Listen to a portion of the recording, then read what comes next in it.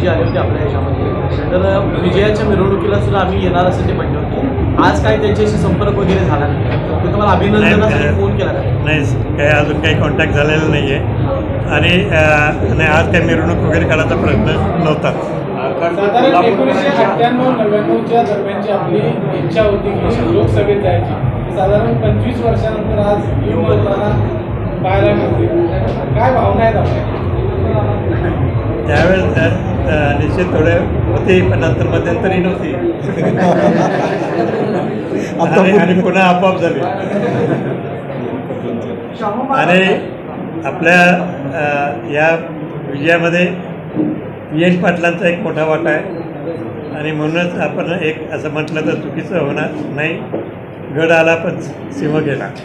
राजश्री शाहू महाराजांचा विचार असा तुम्ही संसदेत पोहोचवणार आहात, कशा पद्धतीने यापुढे कोल्हापूरला तुम्ही मार्गदर्शन करणार आहात, कसं पुढे घेणार?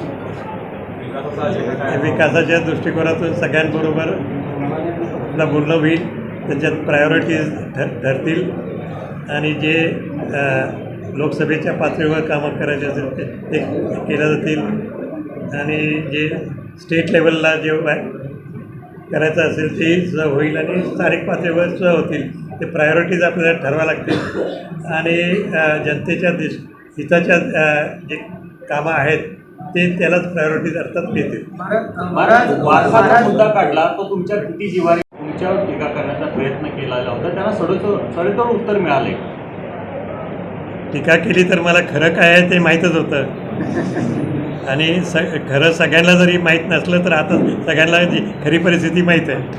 महाराज, त्यावेळी तुम्हाला तिकीट जाहीर झालं त्यावेळी तुम्ही वक्तव्य केलेलं होतं की देश त्यावेळेच्या परिस्थितीनुसार तुम्ही ते वक्तव्य केलेलं होतं की देश कुठेतरी एकाधिकारशाहीकडे जातोय असं वाटतंय, असं तुम्ही म्हणाला होता.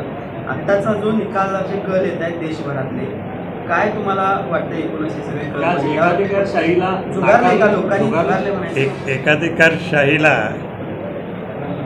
एक ब्रेक तरी लागलेलाच आहे आणि ब्रेक लागणं हे सगळ्यात महत्त्वाचं आहे.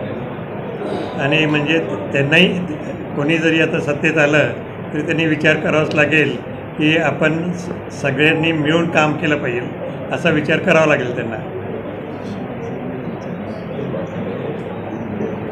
लोकांनी खरं तर मी निवडणुकीला उभारलो आहे असं समजून खरं तर प्रचार केला, आपल्याला मतदार निमित्ताने आज ते दिसून सुद्धा आले.